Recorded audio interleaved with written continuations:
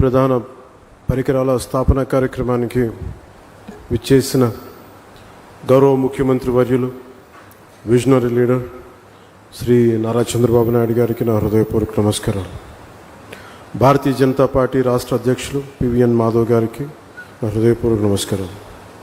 Founder and group chairman AM green ammonia private limited Shri Chalamalasetti Anil Kumar గారికి, అలాగే వారి పార్ట్నర్ శ్రీ మహేష్ కొల్లి గారికి, ఈ కార్యక్రమానికి విచ్చేసిన మంత్రివర్గ సహచరులు, గౌరవ రాజ్యసభ శాసనసభ్యులు, గౌరవ లోక్సభ సభ్యులు, గౌరవ శాసనసభ్యులందరికీ మనస్ఫూర్తిగా నా హృదయపూర్వక నమస్కారాలు. ఇక్కడికి విచ్చేసిన ప్రజాప్రతినిధులందరికీ, అధికారులకి, వివిధ రంగాల్లో పనిచేస్తున్న ఇంజనీర్లు, నిపుణులు, ఏఎం గ్రీన్ సంస్థలో పనిచేస్తున్న సిబ్బందికి మరియు వారి కుటుంబ సభ్యులకు, అలాగే మీడియా మిత్రులకు, రాష్ట్ర ప్రజలందరికీ నా హృదయపూర్వక నమస్కారాలు. ముఖ్యంగా అనిల్ చలమలశెట్టి గారి గురించి చాలా సంవత్సరాలుగా తెలిసాను. ఒక 14 సంవత్సరాల క్రితం కలలు తప్ప కేవలం ఏదో సాధించాలని ఒక తపన, చేతిలో డబ్బులు లేకపోయినా కానీ బలమైన సంకల్పం, సాధించాలన్న సంకల్పం ఈ రోజున ఒక ఎలాంటి పబ్లిక్ పెట్టుబడులు లేకుండా తన స్వీయ శక్తితోటి, మహేష్ గారి సహకారంతో, వారి స్నేహంతో ఒక అద్భుతమైన గ్రీన్కో కంపెనీని 6 వర్టికల్స్ ద్వారా ఈరోజు తీసుకొచ్చి దాంట్లో భాగంగా ఈ ఏఎం గ్రీన్ కంపెనీని కూడా ఈరోజు ఫౌండేషన్ వేయడం చాలా చాలా ఆనందదాయకంగా ఉంది. ఒక మనిషి కళల కంటే తప్ప ఏమీ సాధించలేదు.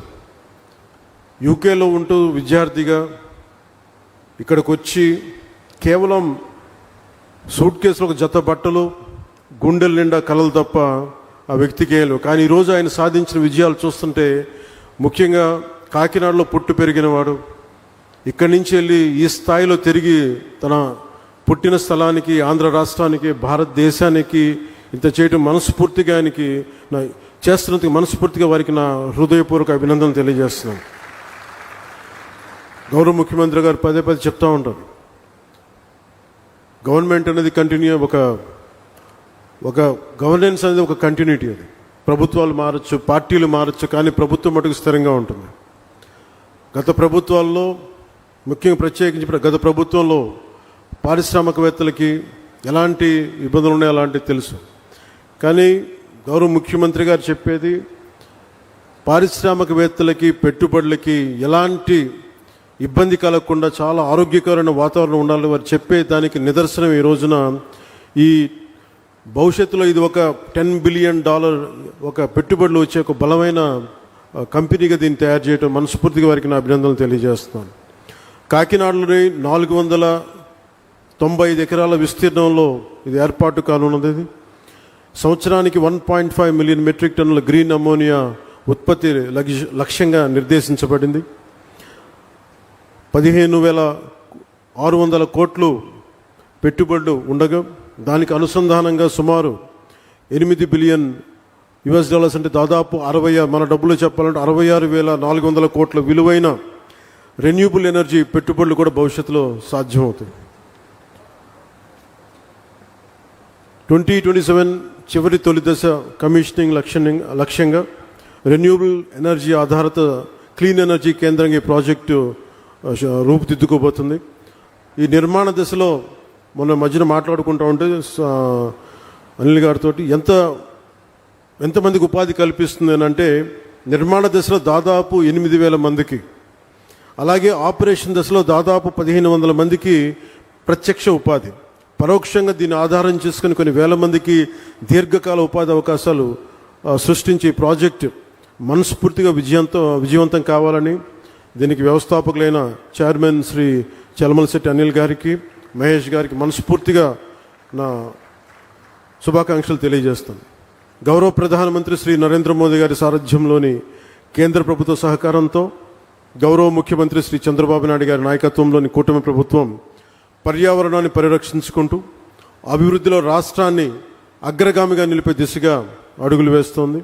ఈ ప్రయత్నాల్లో భారతదేశం పెట్టుకున్న లక్ష్యంలో జీరో నెట్ ఎమిషన్కి భాగంగా ఈ ప్రయత్నాల్లో గ్రీన్ అమ్మోనియా ప్రాజెక్ట్ చాలా కీలకమైన అడుగు. రెన్యూవబుల్ ఎనర్జీ రంగాన్ని ప్రోత్సహిస్తూ ఈ రంగంలో ఆంధ్రప్రదేశ్నే దేశంలో మొదటి స్థానంలో నిలపాలన్నదే ఈ నారా చంద్రబాబు నాయుడు గారి నాయకత్వంలోని కూటమి ప్రభుత్వం లక్ష్యం. దానికి ఈరోజు గ్రీన్ ఎనర్జీ దీనికి ముందడుగు వేయటం చాలా చాలా ఆనందదాయకం.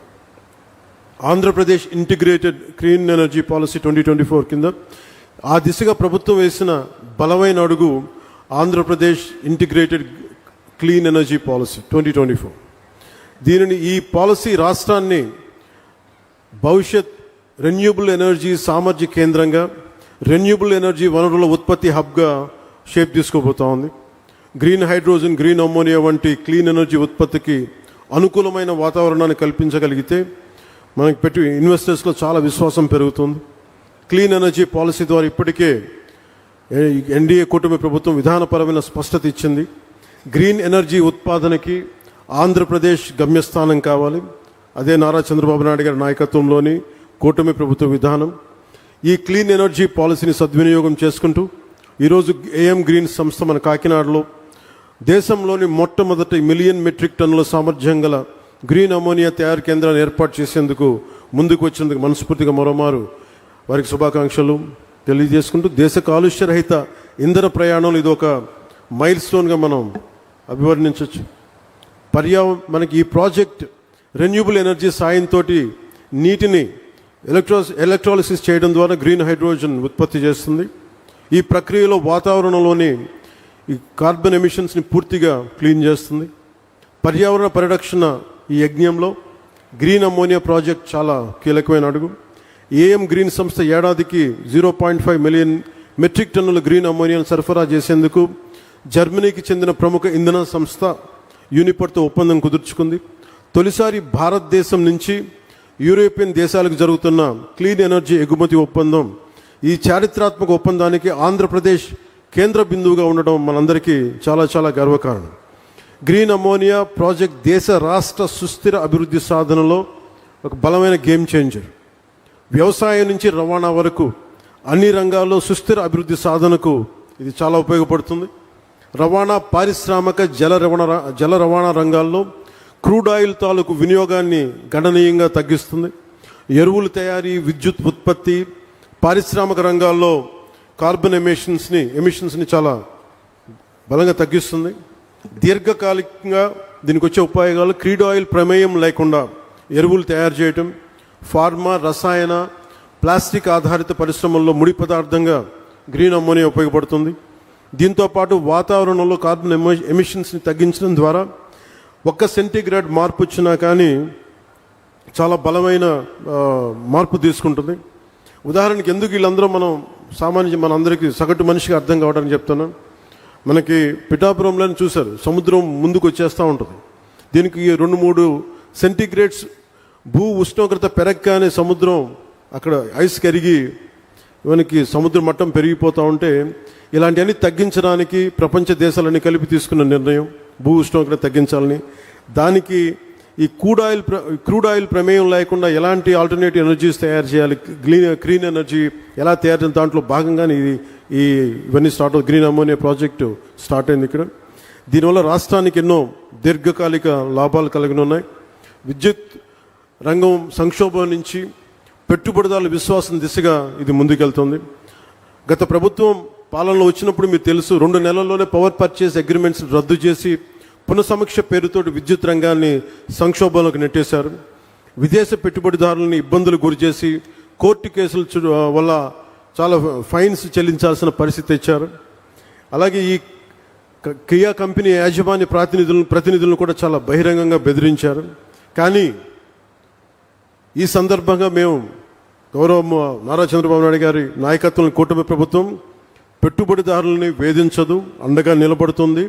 తద్వారా యువతకి ఉద్యోగాలు, ఉపాధి అవకాశాలు కల్పించే దిశగా రాష్ట్రాభివృద్ధిలో ప్రతి ఒక్కరూ భాగస్వాములుగా మారాలని కోరుకుంటూ సెలవు తీసుకున్నాం. జై హింద్ అండ్ జై భారత్.